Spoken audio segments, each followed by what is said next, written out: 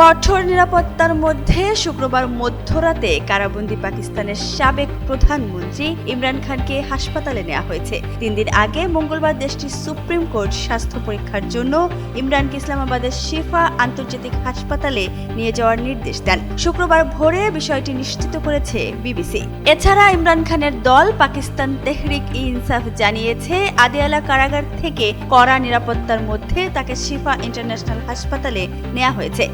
Minister মাথা ঠান্ডা offer, মাসিক কিস্তিতে 1.5 টন এসি মাত্র 3,999 টাকা ও 2 টন এসি 4,999 টাকায় পাওয়া যাচ্ছে মিনিস্টার শোরুমে।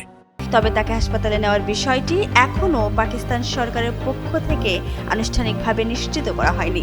সুপ্রিম কোর্টের 3 বিচারপতির একটি বেঞ্চের নির্দেশের পর ইমরান খানকে হাসপাতালে নেওয়া হয়। আদালত তাকে 48 ঘন্টার মধ্যে হাসপাতালে নিয়ে চিকিৎসকদের দিয়ে স্বাস্থ্য পরীক্ষা করানোর নির্দেশ দিয়েছিল। 2023 সালে দুর্নীতির মামলায় কারাগারে যাওয়ার পর এটি ইমরান খানের জন্য আদালত থেকে পাওয়া অন্যতম গুরুত্বপূর্ণ সুবিধা।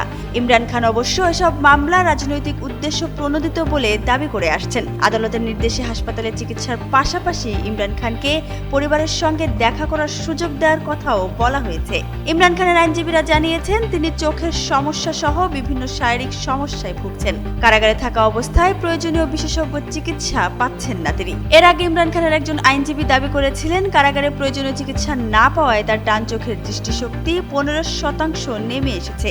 তবে পাকিস্তান সরকার এই অভিযোগ অস্বীকার করেছে। সুপ্রিম কোর্টের বিচারপতিরা জানিয়েছেন, ইমরানের চিকিৎসায় একজন চক্ষু বিশেষজ্ঞ যুক্ত থাকবেন। একই সঙ্গে তার জীবন, স্বাস্থ্য, মর্যাদা ও নিরাপত্তা রক্ষা করা সরকারের আইনি ও সাংবিধানিক দায়িত্ব বলেও উল্লেখ করেছেন তারা।